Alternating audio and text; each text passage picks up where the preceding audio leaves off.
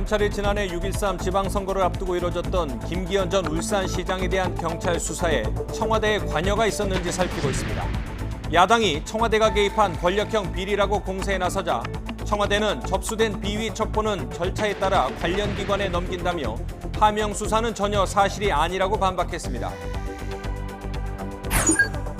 뇌물수수 등의 혐의를 받는 유재수 전 부산시 경제부시장의 구속 여부가 오늘 밤늦게 결정될 것으로 보입니다. 검찰은 유 전 부시장의 신병을 확보하면 청와대 민정수석실의 감찰 무마 의혹에 대해서도 수사를 확대할 전망입니다. 자유한국당 나경원 원내대표가 내년 4월 총선 전에는 북미 정상회담을 개최하지 말 것을 미국 측에 요청한 것으로 YTN 취재 결과 확인돼 논란이 되고 있습니다. 청와대는 나 원내대표의 발언에 실망감을 넘어 분노와 함께 대한민국의 국민이 맞는지 묻고 싶다고 강하게 비판했습니다. 문재인 대통령과 메콩강 유역 5개국 정상이 처음으로 정상회의를 열고 미래 협력 방향을 담은 한강 메콩강 선언을 채택했습니다. 메콩강 5개국 정상들은 경제협력과 더불어 한반도의 완전한 비핵화와 항구적 평화를 위해 함께 노력한다는 데도 뜻을 모았습니다. 우리나라의 출산율이 가파르게 떨어지고 있는 가운데 올해 역시 2년 연속 1명 미만의 합계 출산율을 기록할 것으로 예상됩니다. 이런 추세라면 올 한해 출산할 수가 40만 명이 무너진 지 2년 만에 30만 명도 못 미칠 것이라는 전망이 나오고 있습니다. 아파트에 불을 지르고 대피하는 주민들에게 흉기를 휘둘러 22명의 사상자를 낸 안인 등에게 사형이 선고됐습니다. 재판부는 범행이 계획적이며 피해자들을 무참히 살해하는 등 피해가 중대하다며 변호인이 주장한 안인 등의 심신미약을 받아들이지 않았습니다. 네, 시청자 여러분 안녕하십니까? 뉴스나이트입니다. 이 검찰이 지난해 지방선거를 앞두고 경찰이 벌인 김기현 전 울산시장 관련 수사가 선거 개입인지를 들여다보고 있습니다. 조국 전 장관이 민정수석이던 시절 청와대가 어느 정도 관여했느냐에 따라 사건의 파장이 커질 것으로 보입니다. 조성우 기자입니다. 울산지검에서 수사하던 황운하 대전경찰청장 사건을 넘겨받은 건 서울중앙지검에서 선거사범을 전담하는 공공수사 2부입니다. 지난해 6.13 지방선거를 앞두고 황 청장이 울산청장 시절 청와대 첩보를 받아 이른바 하명 수사를 벌였는지가 핵심 수사 대상입니다. 경찰은 지난해 3월 자유한국당 울산시장 후보로 확정된 김기현 전 시장의 동생과 비서실장의 건설사업 이권 개입 정황 수사에 착수했고 선거를 한 달 앞두고 기소 의견으로 송치했습니다. 결국 김 전 시장은 선거에서 떨어졌는데 이후 검찰 단계에서 무혐의로 종결됐습니다. 이에 따라 검찰은 문제의 첩보가 만들어지는 과정에 청와대 민정수석실에서 어느 정도 관여했는지 확인에 나설 것으로 보입니다. 대통령실 직제상 특별감찰반의 감찰 대상은 대통령이 임명하는 정부 고위공직자, 그리고 대통령의 친족과 측근 등입니다. 단순히 첩보를 전달한 것이 아니라 선출직 공무원인 김 전 시장 주변을 감찰했다면 직무 범위를 벗어난 겁니다. 특히 첩보를 전달한 뒤 수사 상황을 보고받고 지시까지 했다면 선거 개입으로 볼 여지도 있습니다. 황 청장을 비롯한 경찰 수뇌부뿐 아니라 당시 민정수석이던 조국 전 법무부 장관, 박형철 반부패 비서관, 이인걸 전 특감반장 등으로 수사가 번질 수 있다는 관측이 나옵니다. 민감용 경찰청장은 검찰이 수사 중인 사안이라며 말을 아꼈습니다. 제기되고 있는 수사에 대한 사항들을 통해서 사실이 먼저 규명이 되고 나서 경찰청은 김 전 시장 관련 첩보를 울산청으로 내려보냈다고 시인하면서도 구체적인 입수 경위를 밝히진 않았습니다. 수사 배경을 둘러싼 논란이 커지는 가운데 조국 전 장관의 민정수석 시절 의혹들을 겨냥한 검찰 수사도 강도를 높이고 있습니다. YTN 조성호입니다. 네, 지금 들어온 속보입니다. 뇌물수수 등의 혐의를 받는 유재수 전 부산시 경제부시장이 구속됐다는 소식입니다. 서울 동부지방법원은 뇌물수수와 청탁금지법 위반 등의 혐의를 받는 유 전 부시장에 대해 구속영장을 발부했습니다. 유 전 부시장은 금융위 재직 시절인 지난 2016년부터 금융업체에서 차량과 자녀 유학비, 골프채 등 수천만 원 상당의 금품을 받고 동생의 취업을 청탁한 혐의를 받고 있습니다. 유 전 부시장의 신병을 확보한 검찰은 지난 2017년 조국 당시 민정수석 등 이른바 청와대 윗선이 감찰을 무마했다는 의혹에 대해 본격적으로 수사를 확대할 것으로 보입니다. 네, 속보 들어오기 전에 들었던 리포트와 관련한 두 번째 리포트 전해드리도록 하겠습니다. 이 청와대가 과연 하명 수사를 한 것인지 이런 의혹이 불거지자 야당은 권력형 게이트로 규정하고 맹공세를 퍼붓고 있습니다. 당시 수사 지휘자와 청와대는 문제될 일이 아니라는 입장입니다. 최기성 기자입니다. 국회 정론관에서 기자회견을 연 김기현 전 울산시장은 청와대가 공권력을 동원해버린 희대의 선거 사기 행각이라고 비판했습니다. 홍철호 현 울산시장이 문재인 대통령과 막역한 사이고 당시 조국 민정수석이 과거 송 시장 출마 때 후원회장을 맡기도 했다는 겁니다.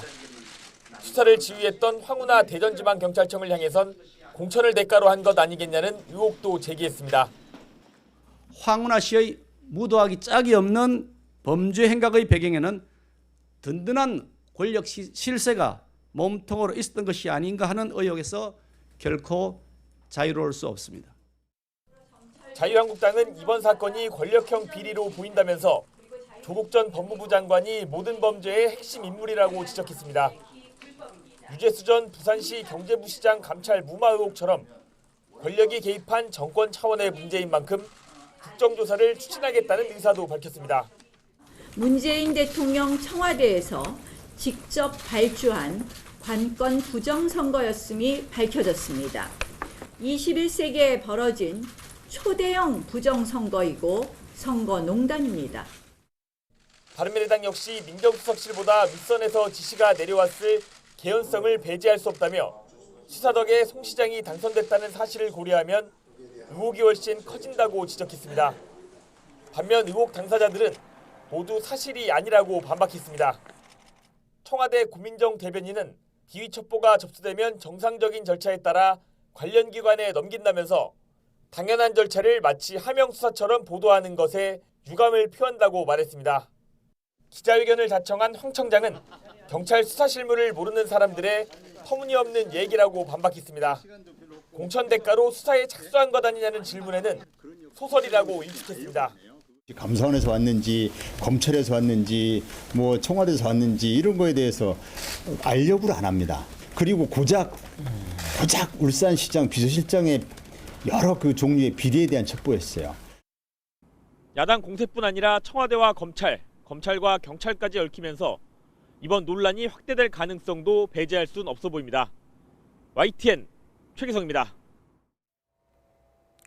자유한국당 나경원 원내대표가 미국 측에 내년 4월 총선 전에는 북미 정상회담을 열지 말아달라고 요청한 것으로 확인됐습니다. 선거에 영향을 줄 수 있는 만큼 미국 측에 우려를 전달했다는 게 나 원내대표의 해명인데 총선을 위해 한반도 평화를 위한 북미 회담마저 막아서는 것이냐는 비판이 커지고 있습니다. 우철희 기자의 단독 보도입니다. 지난 20일 자유한국당 나경원 원내대표는 여야 원내대표들과 함께 미국을 찾았습니다. 방위비 분담금 협상을 공정하게 하자는 뜻을 전하기 위한 방문이었습니다. 이 자리에서 나경원 원내대표는 스티븐 비건 미 국무부 대북정책특별대표에게 선거에 영향을 미칠 수 있으니 내년 4월 총선 전에는 북미 정상회담을 열지 말아달라는 요청을 한 것으로 알려졌습니다. 나 원내대표는 비공개로 열린 한국당 의원총회에서 자신의 방미 성과라며 의원들에게 이런 사실을 소개했다고 복수의 관계자들이 전했습니다. 미국도 내년 4월 한국에서 총선이 있다는 사실을 인지하고 있고 긍정적인 반응을 보였다는 말도 했다고 덧붙였습니다. 나 원내대표는 앞서 지난 7월 우리나라를 방문했던 존 볼턴 전 백악관 국가안보보좌관에게도 같은 취지의 요청을 했던 것으로 파악됐습니다. 당 안팎에선 비판이 일고 있습니다. 한국당 관계자는 황교안 대표가 단식에 돌입한 당일 나 원내대표가 미국으로 떠나면서 제기된 당내 비판 여론을 무마하기 위해 성과를 과시한 것으로 보인다고 꼬집었습니다. 한반도 평화를 위한 북미 간 회담을 선거를 위해 자제해달라고 요청하는 것이 과연 적절한 것인지 의심스럽다는 비판도 제기됩니다. 더불어민주당은 당리당략이 한반도 평화보다 우선할 수 있느냐며 경악할 일이라고 했고 바른미래당은 방미 목적에 부합하지 않는 매우 부적절한 발언이라고 날을 세웠습니다. 이에 대해 나 원내대표는 볼턴 전 보좌관 방한 때 우려를 전달했을 뿐이라며 이번 미국 방문 때 북미 회담 자제 요청을 했다는 일부 의원들의 발언은 거짓말이라고 반박했습니다. 이번 방미 때는 이야기한 적 없고요. 네, 그러니까 그 취지대로 보시면 돼요. 이른바 북풍이 선거에 미칠 영향을 우려했다는 해명에도 불구하고 제1야당 원내대표가 미국 행정부에 북미 정상회담 시점을 고려해달라는 말을 한 것이 과연 적절한지를 두고 논란은 증폭되고 있습니다. YTN 우철입니다. 청와대는 자유한국당 나경원 원내대표의 북미 정상회담 자제 요청 발언에 대해 실망감을 넘어 분노와 함께 대한민국의 국민이 맞는지 묻고 싶다고 강하게 비판했습니다. 고민정 청와대 대변인은 논평을 통해 나경원 원내대표의 머릿속에는 오로지 선거만 있고 국민과 국가는 존재하지 않는 것이냐면서 역사의 죄인이 되고 싶지 않다면 지금이라도 당장 자신의 말을 거둬들이라고 촉구했습니다. 패스트트랙으로 지정된 공직선거법 개정안이 국회 본회의에 넘겨졌습니다. 한국당은 의원직 총사퇴를 비롯한 다양한 대응 방안을 논의했지만 뾰족한 결론을 내리지 못했습니다. 한현희 기자입니다. 선거법 개정안이 국회 본회의에 자동 부의됐습니다. 더불어민주당은 자유한국당을 향해 연동형 비례대표제를 수용하라고 압박하고 있습니다. 그러면서 내년 총선 예비후보자 등록 시작일인 다음 달 17일을 패스트트랙 법안 처리의 시한으로 못 박았습니다. 실제로 건강에 문제가 생길 수도 있기 때문에 그런 부분들에서 계속 저도 자제하고 있는 거예요. 그런데 그걸로 인해서 협상의 폭들이 자꾸 좁혀지고 한국당은 제1야당 대표가 목숨을 내놓은 투쟁을 하는데도 부의를 강행했다며 금수만도 못한 정치라며 반발했습니다. 제1야당 대표가 목숨을 내놓고 투쟁하고 있습니다. 이런 상황에서도 기어이 부의를 강행하는 것은 금수만도 못한 야만의 정치입니다. 한국당 의원총회에서는 선거법이 본회의에 상정되면 의원직에서 총사퇴해야 하는 것 아니냐는 강경론도 터져나왔습니다. 또 본회의 필리버스터와 황 대표와의 동반 단식 등의 카드도 제기됐습니다. 이제 우리 자유한국당도 의원직 총사퇴를 비롯한 집단 행동을 심각하게 고려해야만 합니다.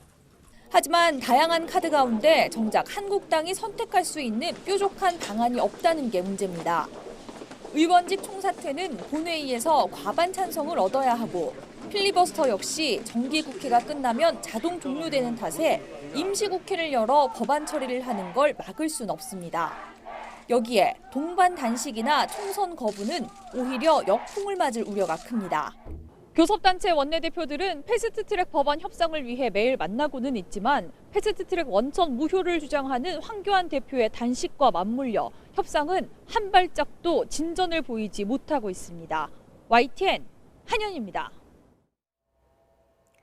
자신이 사는 아파트에 불을 지르고 이웃 주민들에게 흉기를 휘둘러 22명의 사상자를 낸 안인득에게 사형이 선고됐습니다.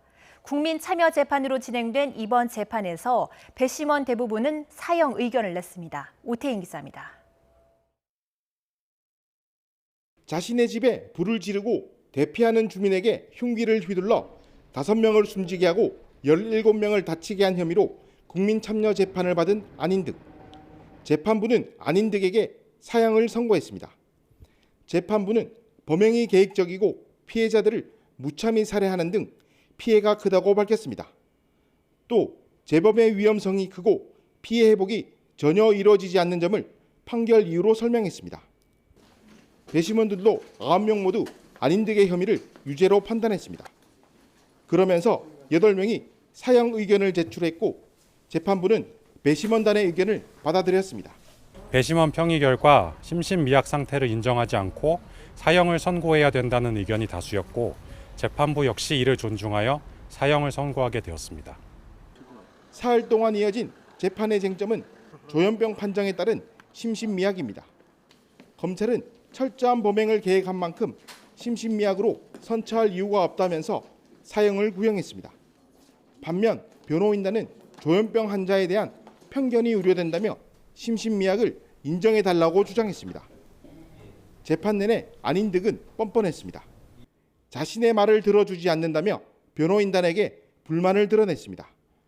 선고가 끝나고 법정을 나가면서도 큰 소리로 조작이 심하다고 말했습니다. 피해자 가족은 안인득의 태도에 분노했습니다.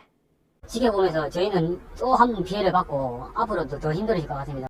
한치의 잘못도 인정하지 않는 그 사회의 제약을 사형에 집행한 날이 빨리 왔으면 좋겠습니다. 변호인단은 안인득이 항소할 것 같다는 의견을 밝혔습니다. 이 때문에 조현병 환자의 심신미약 인정을 두고 법적 공방은 계속될 것으로 보입니다. YTN 오태인입니다. 오늘 오전 북한 민간 상선이 서해 북방 한계선 NLL을 넘어왔습니다.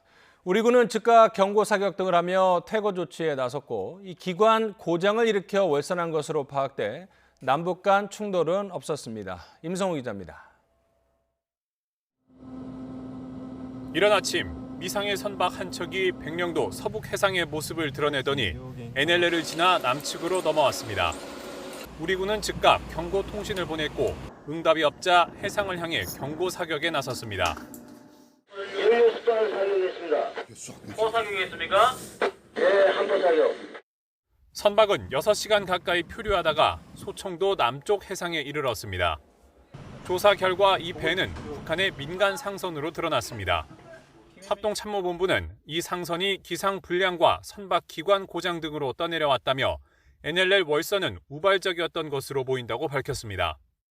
또 우리 군이 경고통신과 경고 사격 등으로 퇴거 조치에 나섰고 이 과정에서 북한 상선의 위협 행위는 없었다고 설명했습니다. 합참은 이 북한 상선이 아주 느리지만 자력으로 서해 먼바다로 빠져나갔다고 설명했습니다. 이 선박의 구체적인 재원과 탑승 인원 등은 확인되지 않았습니다. 앞서 지난 9월에도 북한 단속정이 기관 고장으로 서해 NLL을 넘어오자 군 당국은 경고 사격 후 북측에 인계했습니다. YTN 임성호입니다. 네, 조금 전에 속보로 전해드린 유재수 전 부산시 경제부소장이 구속됐다는 소식 조금 더 자세히 알아보도록 하겠습니다. 유 전 부시장 뇌물수수 등의 혐의를 받고 있는데요. 이 신병이 확보된 만큼 이 검찰은 청와대 민정수석실의 감찰 무마 의혹에 대한 수사를 더욱 낼 것으로 보입니다. 취재기자 연결하겠습니다. 최재민 기자. 네, 사회부입니다. 네, 법원이 유 전 부시장에 대한 구속영장을 발부한 이유부터 알려주시죠. 네, 검찰이 청구한 범죄 혐의 상당수가 인정된다는 겁니다. 그러면서 법원은 증거인멸과 도주 우려가 있다며 유 전 부시장의 영장 발부 사유를 설명했습니다. 유 전 부시장은 금융위원회에서 근무하던 2016년부터 금융업체로부터 자녀 유학비와 골프채 등 수천만 원대 금품을 받고 동생 취업을 청탁한 혐의를 받습니다. 유 전 부시장은 금품의 대가로 각종 업체가 금융위원장 표창장을 받아 각종 제재를 피할 수 있도록 편의를 봐준 것으로 검찰은 판단했습니다. 특히 지난해 부산시 경제부시장에 취임한 뒤에도 수백만 원대 금품을 받은 정황이 포착돼서 청탁금지법을 위반한 혐의도 받고 있습니다. 오늘 열린 구속영장 실질심사에서 유 전 부시장은 금품의 대가성을 전면 부인한 것으로 알려졌습니다. 네, 그렇다면 앞으로 검찰 수사는 청와대 민정수석실의 감찰 무마 의혹에 집중되고 또 속도를 낼 것으로 보이는군요. 네, 그렇습니다. 그 수사의 초점은 유 전 부시장 개인 비위를 넘어서 감찰 무마 의혹에 맞춰져 있습니다. 2017년 10월쯤 시작된 청와대 특별감찰반의 비조사가 12월쯤 마무리가 안 된 채 중단됐다는 의혹입니다.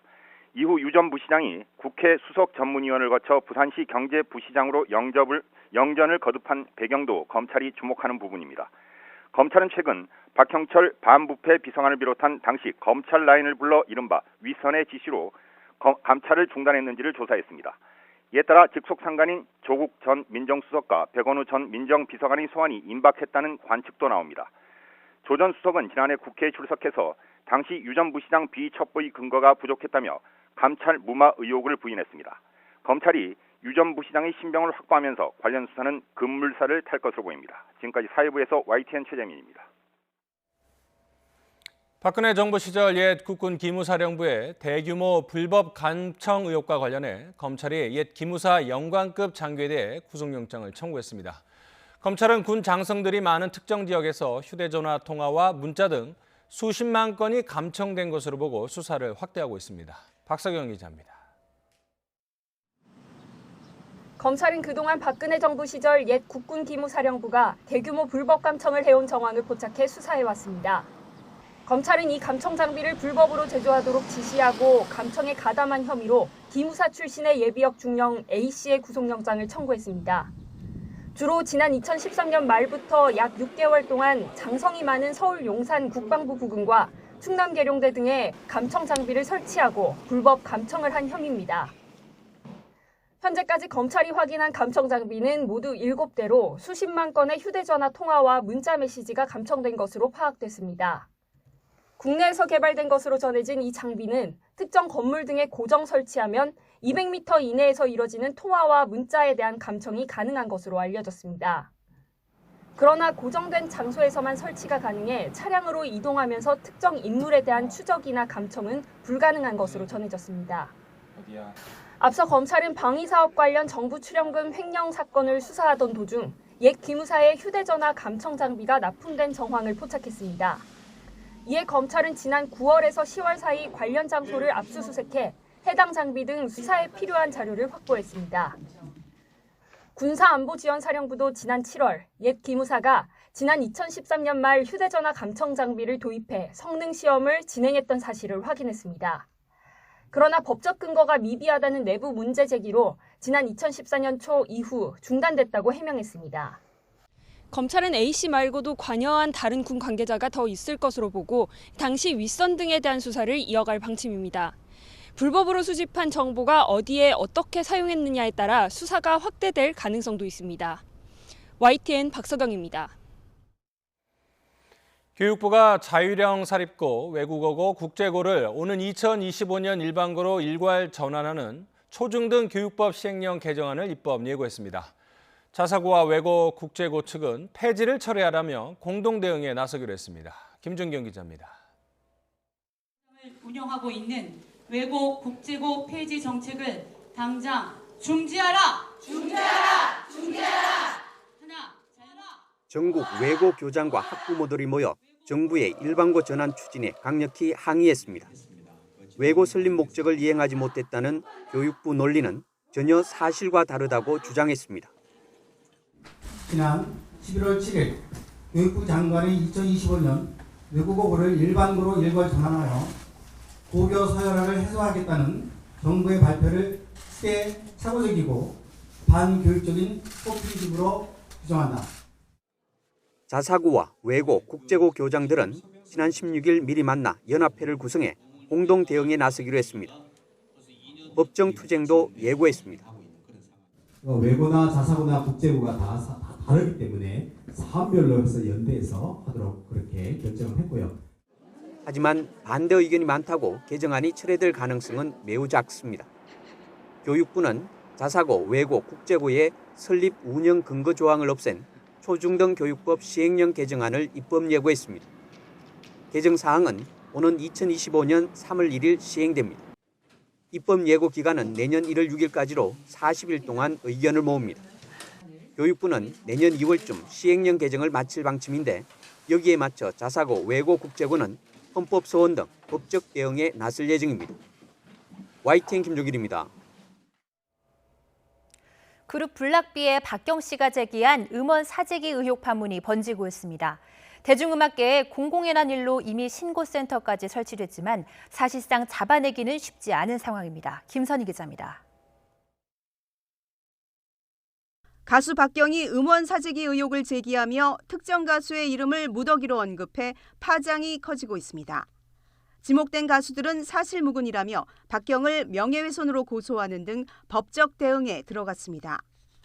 음원 사재기는 불법적인 방법으로 음원을 대량 사재기해 음원의 순위를 인위적으로 올려놓는 것으로 가요시장에서는 공공연하게 알려진 사실입니다.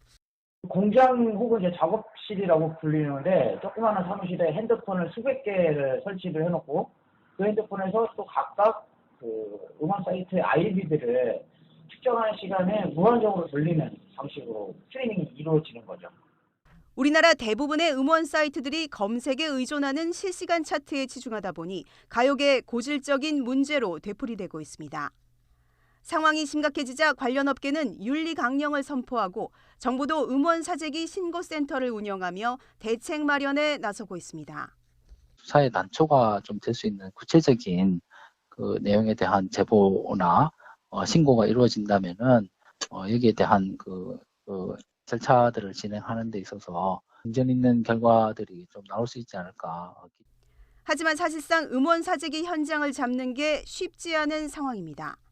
거래가 은밀하게 이루어지다 보니 내부 고발자가 나오지 않으면 증거를 잡기 힘들기 때문입니다. 또 개인정보보호법상 사재기 증거가 확실하지 않을 경우 수사기관이 음원 구입자의 신원 정보를 확보할 수 없어 가요계의 고민이 깊어지고 있습니다. YTN 김선입니다. 시험 도중 화장실에 가고 싶을 때, 그럴 땐 대부분 감독관과 같이 화장실을 가게 되죠. 그런데 시험이 끝날 때까지 아예 화장실을 못 가게 하는 일부 기관도 있어서 인권위가 개선을 권고했습니다. 실제 시험을 보는 고시생들은 어떻게 생각할까요? 김다영 기자가 보도합니다. 지난해 8월 기술 자격 시험을 보던 40대 남성 A씨는 화장실에 가고 싶었지만 참을 수밖에 없었습니다. 부정행위로 간주하겠다는 감독관의 말이 신경 쓰였기 때문입니다. 결국 시험에 떨어진 A씨는 소변을 참느라 시험에 집중하지 못한 탓이라고 호소했습니다. 시험을 주관한 공단 측은 응시 과목의 시험 시간이 2시간을 넘거나 응시자에게 장애가 있을 때만 제한적으로 화장실 출입을 허용하는 내부 방침에 따랐을 뿐이라 밝혔습니다. 그러면서 A씨가 본 과목은 시험 시간이 1시간 반이었기 때문에 허용 범위에 포함되지 않았다고 해명했습니다. 그러나 국가인권위원회는 시험 중 화장실 이용을 제한하는 건 인권 침해라며 운영 방식을 바꾸라고 권고했습니다. 헌법에 보장된 행동 자유권과 인간으로서의 존엄이 그 어떤 가치보다 중요하다고 판단했습니다. 화장실 이용 시간을 제한하는 것은 인권 침해라고 판단하고 그 시험 운영 방법을 개선하라는 취지로 화장실에 가고자 하는 생리적 기본 욕구를 보호하는 것이 더 중요하다고 판단한 것 같습니다. 일부 고시생들은 난감했던 경험을 떠올리며 인권위의 결정에 공감했습니다. 화장실이 급했는데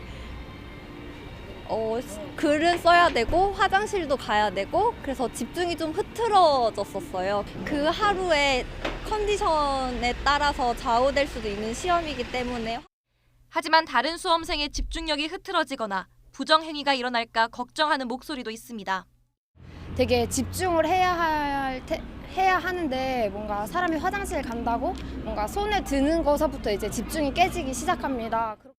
부정행위라는 게 마음만 먹으면 뭐 종이에다 쓸 수도 있고 몸에다가 쓸 수도 있는 거고 그걸로는 완벽하게 방지가 된다고 생각 안 해요.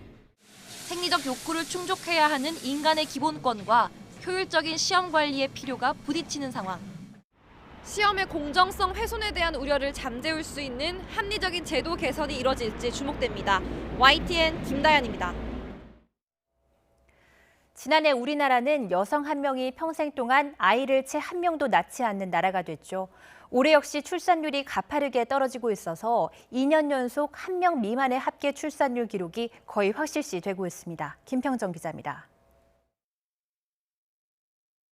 올해 초 통계청은 우리나라 인구가 정점을 찍고 줄어들기 시작하는 시점을 9년 뒤인 오는 2028년으로 수정했습니다. 이전의 전망치에서 3년이나 앞당긴 겁니다. 지난해 여성 1명이 평생 낳을 것으로 예상하는 아이의 수인 합계 출산율이 1명도 안 되는 0.98명으로 급감하면서 긴급히 예측을 다시 할 수밖에 없었습니다. 올해 역시 출산율 감소 추세는 계속되고 있습니다. 올해 3분기 합계 출산율을 집계했더니 1년 전 같은 기간보다 0.08명 줄어든 0.88명으로 나왔습니다. 1명대가 무너진 것을 넘어 0.9명 선도 깨졌습니다. 분기별 합계 출산율을 보면 1분기에는 1.01명으로 1명을 약간 상회한 수준이었으나 지속적으로 감소하면서 2분기에는 0.91명, 그다음에 3분기에는 0.88명으로 출산율은 연말로 갈수록 낮아지는 경향이 있어서 올해 전체 합계 출산율은 2년째 1명을 밑도는 것은 물론 지난해보다도 낮아질 가능성이 큽니다. 이는 현재의 인구 수준을 유지하기 위한 최저 기준인 합계 출산율 2.1명의 절반에도 못 미치기 때문에 인구 감소에 가속도를 붙이는 요인이 되고 있습니다. 출생아 수는 같은 달 기준으로 42개월째 역대 최소 기록을 갈아치우고 있습니다. 이런 추세라면 올해 1년 동안의 출생아 수가 지난 2017년에 40만 명이 무너진 지 2년 만에 30만 명에도 못 미칠 거란 전망이 나오고 있습니다. YTN 김평정입니다. 문재인 대통령과 메콩강 유역 5개국 정상이 처음으로 정상회의를 열어 미래협력 방향을 담은 이른바 한강 메콩강 선언을 채택했습니다. 문 대통령은 한국의 경험이 메콩의 역동성과 손을 잡으면 한강의 기적이 메콩강의 기적으로 이어질 것이라고 강조했습니다. 김도원 기자입니다. 문재인 대통령이 회의장에 도착한 메콩강 유역 5개국 정상을 차례로 맞이합니다. 6정상은 한 아세안 환영 만찬부터 시작해 사흘간 일정을 같이 했습니다. 여러 번 뵈니까 더욱 반갑습니다. 이제 정말 역사적인 제1회 한메콩 정상회의를 시작하겠습니다. 문 대통령은 메콩 국가들이 연 6% 이상 고성장과 함께 지속 가능한 발전을 만들어내고 있다고 평가했습니다. 이런 메콩의 역동성이 한국의 경험과 손을 잡으면 한강의 기적이 메콩강의 기적으로 이어질 거라고 역설했습니다. 메콩 정상들은 한국의 신남방 정책에 대한 적극적인 지지를 밝혔고 미래 협력 방향을 담은 한강 메콩강 선언을 채택했습니다. 한강 메콩강 선언은 경제 협력을 넘어 사람 중심의 평화와 번영의 동반자로 가는 이정표가 되어줄 것입니다. 인적 자원과 농촌 개발, 인프라 건설, 정보통신 등 7개 분야에서 우선 우리의 개발 경험을 메콩 국가들과 공유하기로 했습니다. 메콩강 유역 국가들의 주요 관심사인 수자원, 산림, 생물자원 개발에서도 협력하고 오는 2021년을 한 메콩 교류의 해로 지정해 문화, 인적 교류를 확대합니다. มีความก้าวหน้าอย่างยิ่งในปัจจุบันนี้แล้วก็หวังว่าจะสำเร็จในอนาคตอันใกล้ต่อไปท่านทั้งหลายครับสุดท้ายนี้ผมขอขอบคุณท่านประธานาธิบดีมูนอีกครั้งหนึ่งสำหรับการเป็นเจ้าภาพ 메콩 정상들은 비무장지대 국제평화지대 구상을 공유하고 한반도의 완전한 비핵화와 항구적 평화를 위해 함께 노력하기로 했습니다. 장관급에서 격상된 한 메콩 정상회의는 앞으로 매년 열려 한 메콩 협력을 더욱 긴밀하게 발전시킬 계획입니다. 부산에서 처음 모인 문 대통령과 5개국 정상은 내년에 베트남에서 다시 한자리에 모입니다. YTN 김도훈입니다. 2박 3일 동안 부산에서 열린 한 아세안 특별정상회의와 한 메콩 정상회의가 모두 폐막됐습니다.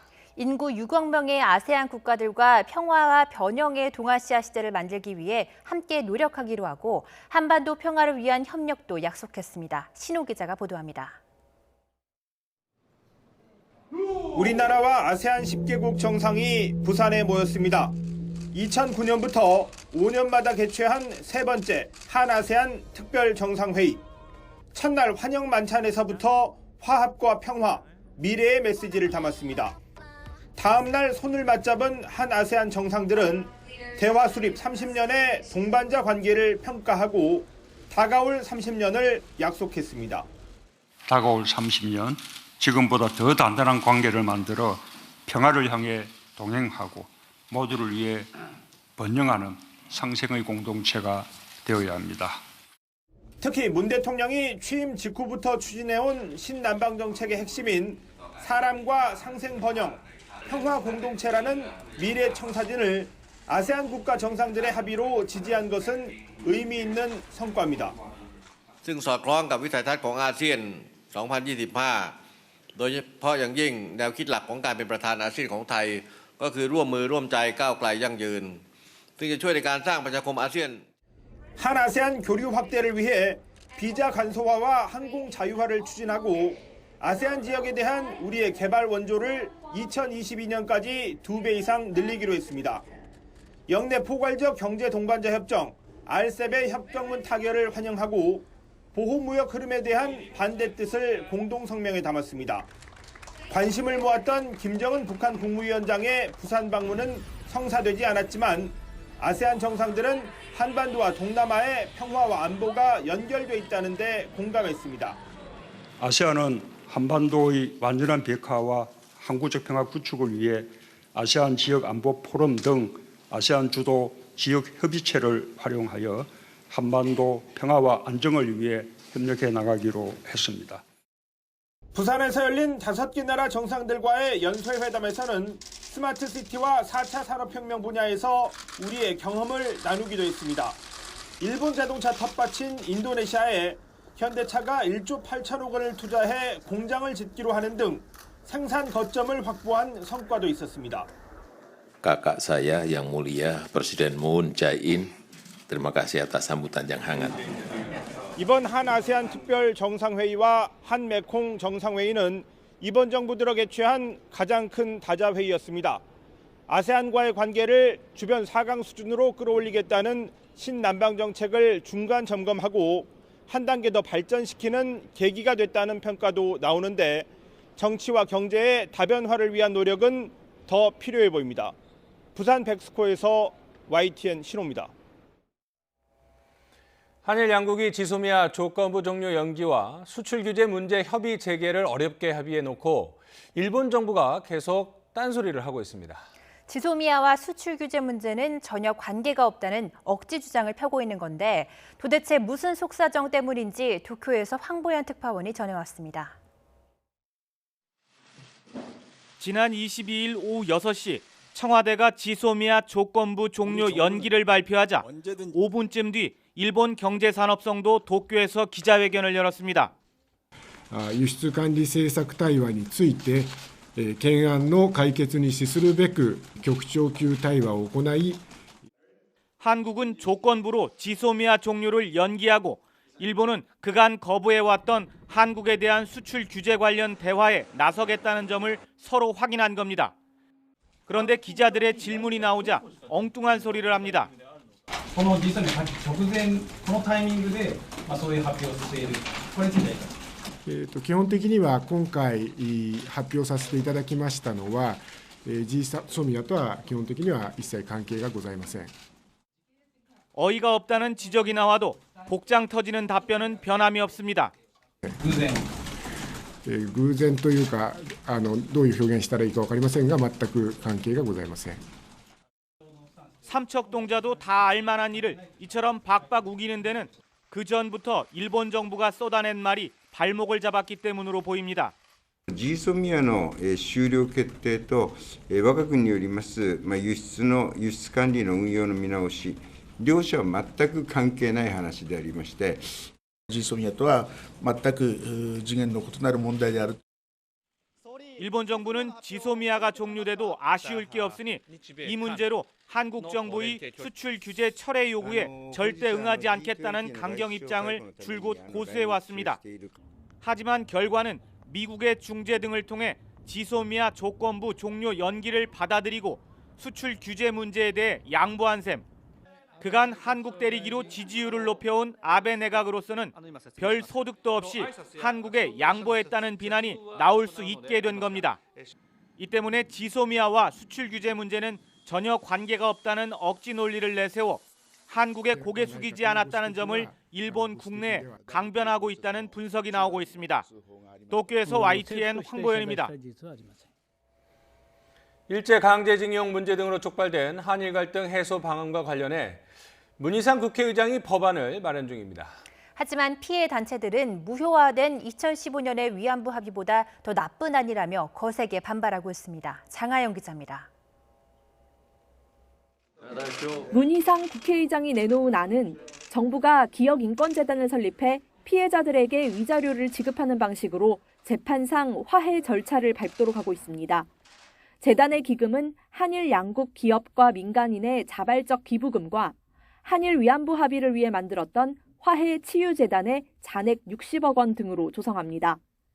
이렇게 모은 돈은 현재 소송을 진행하는 피해자와 피해 신청을 하는 사람들에게 위자료로 지급되는데 약 3천억 원 정도가 소요될 걸로 예상했습니다. 다만 1년 6개월 시한 안에 피해 신청을 하지 않은 피해자는 시효가 소멸해 더 이상 이의를 제기하지 못합니다. 미래 지향적인 한일 관계를 위해서 한일 청구권 협정 등과 관련된 모든 피해자들의 배상 문제를 일정한 시한을 정해서 일괄적으로 해결하는 규정을 담아낼 필요가 있다고 생각합니다. 문희상 의장의 안은 일본이 1965년 청구권 협정을 거론하며 외면한 개인의 손해배상 청구권이 소멸되지 않았다는 점을 강조합니다. 다만 청구권 제기에 시한을 둬 논란의 종지부를 찍고 화이트리스트 문제 해결과 일본의 사과 등을 선행 조건으로 제시해 정치적 타결도 겨냥한 걸로 보입니다.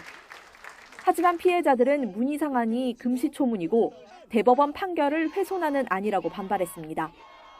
이것은 피해자를 청산하기 위한 법률이다라는 느낌이 들었습니다. 한국과 일본 사이에서의 외교적 갈등을 만들 수 있는 여지가 있는 사람들을 이 재단을 통해서 2억 원씩 받고 화해해서 더 이상 아무런 법적 권리를 행사하지 말라. 일본 정부는 명확한 입장 표명을 유보하면서 가능성을 열어뒀습니다. しかしながら、これは他国の立法府における議論でありますので、政府としてコメントすることは差し控えたいと考えております。 문 의장은 공개한 초안은 확정된 게 아니라면서 각계 의견을 수렴해 올해 안에 법안을 발의할 계획이라고 밝혔습니다. YTN 장하영입니다. 북중 갈등의 대표적인 사례로 꼽히는 북한의 모란봉 악단이 4년 만에 중국에서 공연을 재개하려고 했지만 갑자기 중단됐습니다. 북한과 중국 사이의 전략적인 밀월 관계에도 틈이 생긴 게 아니냐는 말이 나오고 있습니다. 보도에 김영근 기자입니다. 중국은 올해 북중 수교 70주년을 기념해 모란봉 악단을 초청했습니다. 모란봉 악단은 다음 달부터 한 달간 중국 주요 도시를 돌며 공연할 예정이었습니다. 중국 공연이 중단된 지 4년 만입니다. 하지만 이 계획이 갑자기 중단된 것으로 알려졌습니다. 중국 소식통들은 정치적 이유로 중단됐으며 다음 달 열리기는 어려울 것이라고 전했습니다. 공연장으로 예정됐던 우커성 캐딜락 센터도 공연 일정이 잡히지 않았습니다. 이를 놓고 여러 가지 말이 나오고 있습니다. 먼저 북핵 협상 조착 상태에서 미국의 심기를 건드리지 않기 위해 눈치를 보고 있다는 해석이 나오고 있습니다.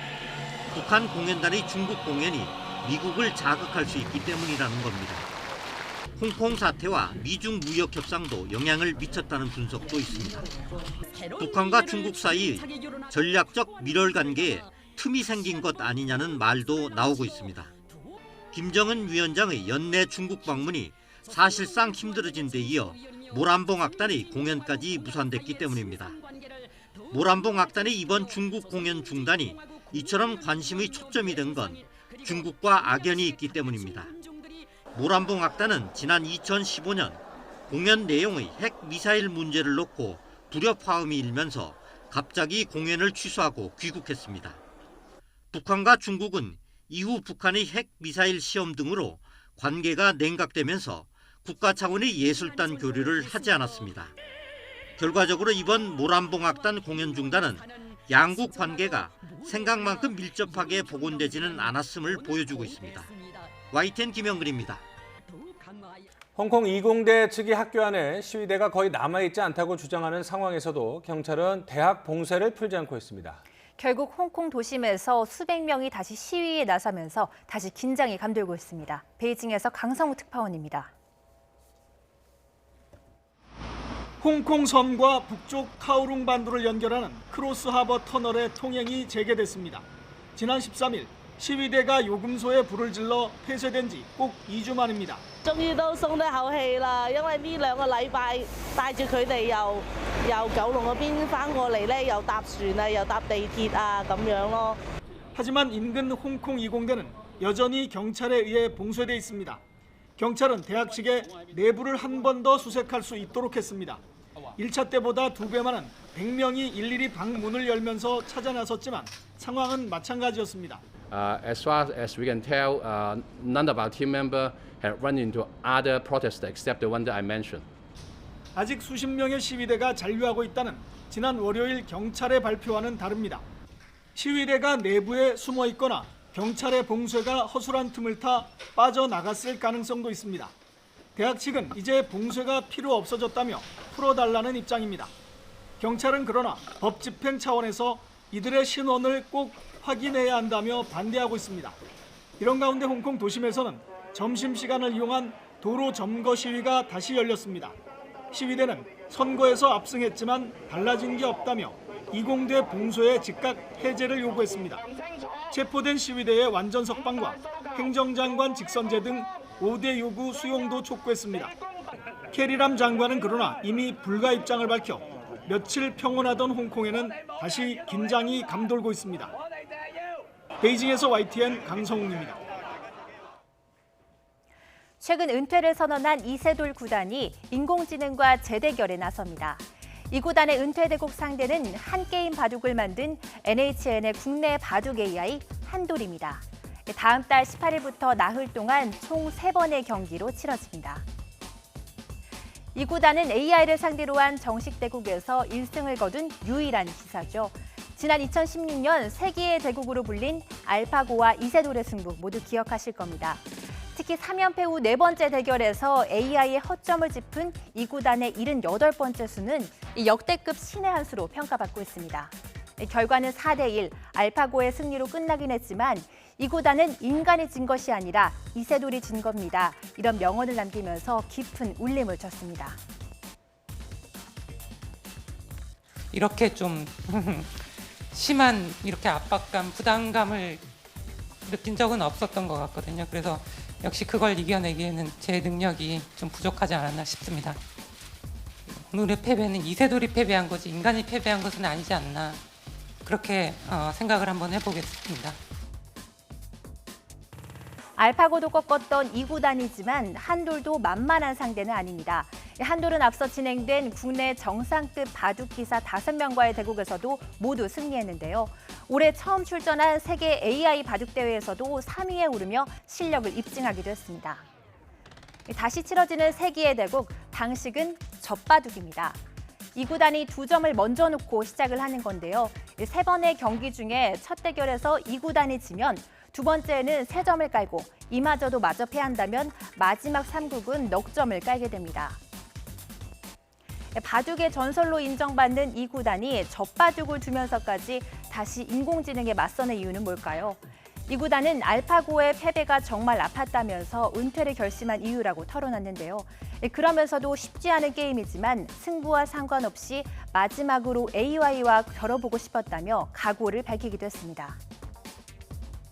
좀 마땅한 상대를 또 정하기도 좀 어려워서 어떤 분을 딱 측정해서 하는 것도 좀 그래서 인공지능으로 그냥 지든 이기든 사실 이기기는 쉽지 않을 거예요. 아무래도 젖바둑이라고 해도 3년 전 인류 대표 이세돌 구단의 도전은 전 세계인을 뭉클하게 만들었습니다. 나날이 진화를 거듭하는 인공지능을 상대로 이번에도 이 구단이 신의 한 수를 보여줄지 기대가 모이고 있는데요. 승패는 중요하지 않습니다. 마지막까지도 승부사의 모습을 보여주는 이 구단의 도전을 뜨겁게 응원하겠습니다.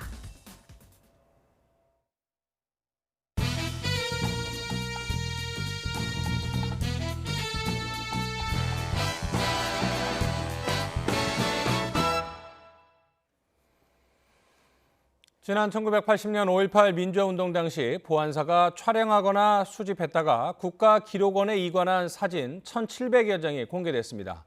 39년 만에 공개된 사진첩에는 참혹했던 당시 상황과 함께 신군부가 광주 시민들을 폭도로 규정하고 김대중 전 대통령에게 내란 음모죄를 씌운 흔적이 고스란히 남아 있습니다. 나윤수 기자입니다.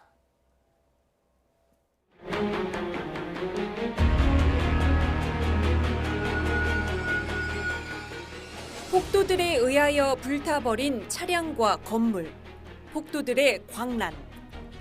보안사 사진첩에 5.18 광주시민군은 폭도로 기록됐습니다. 시체에 항구를 싣고 군경에 피살되었다고 선동했다고 하는가 하면 군이 기록한 정훈활동 일지에는 완전 무법지대, 약탈, 살인 등 사실을 왜곡한 내용도 담겨 있습니다. 특히 주목할 부분은 사진첩 제9권 36쪽에 남아있는 범죄 개요입니다. 김대중 전 대통령을 주범으로 제야와 학생 조직 주동자 이름이 적혀 있고 무분별한 정치인, 종교인, 학생들의 주의 주장과 행동은 국가를 위태롭게 하는 광주 사태를 빚었다는 설명을 달았습니다. 이른바 김대중 내란 음모 사건의 증거자료로 활용된 정황인데 이 사건은 이후 재심을 통해 무죄로 판명났습니다. 수사를 엮어가고 또 저 자료를 가지고 유죄 판결을 주게 하는 범죄인으로 만드는 그런 것이 도표로 처음 나왔다. 저는 그렇게 봅니다. 5.18 진상규명조사위원회는 한국당 추천 조사위원 문제로 아직 출범하지 못하고 있고 5.18 망언 의원들에 대한 징계를 요구하는 시위는 국회 앞에서 300일 가까이 이어지고 있습니다. 과거 신군부가 민주화 운동을 탄압하기 위해 활용한 이 사진들이 39년이 지난 지금 5.18 진상규명과 명예회복의 핵심 증거로 쓰일 수 있을지는 이제 정치권의 노력에 달려 있습니다. YTN 나연수입니다.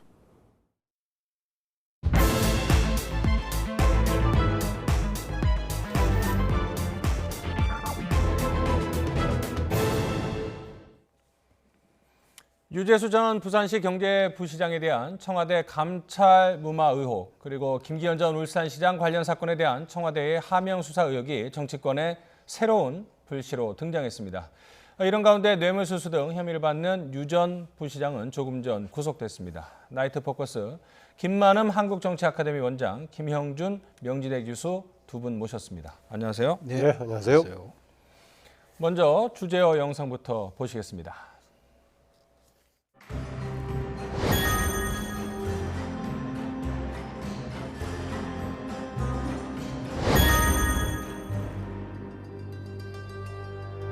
검찰은 작년 지방선거를 앞두고 청와대 민정수석실이 저 김기현에 대한 표적 수사를 하도록 당시 울산경찰청장 황운하 씨에게 지시한 의혹이 있다는 정황을 포착했다고 합니다. 고작 울산시장 비서실장의 여러 그 종류의 비리에 대한 첩보였어요. 그게 뭔 대단한 첩보라고 그걸 뭘 그런 터무니없는 얘기에 해명하려니까 너무 짜증이 나요. 유재수 전 부시장 감찰 무마와 황운하 관건 선거 모두 조국 장관이 민정수석 재직 시에 있었던 일입니다. 조국 전 장관이 바로 또 이 모든 권력형 범죄의 희맨인 것입니다.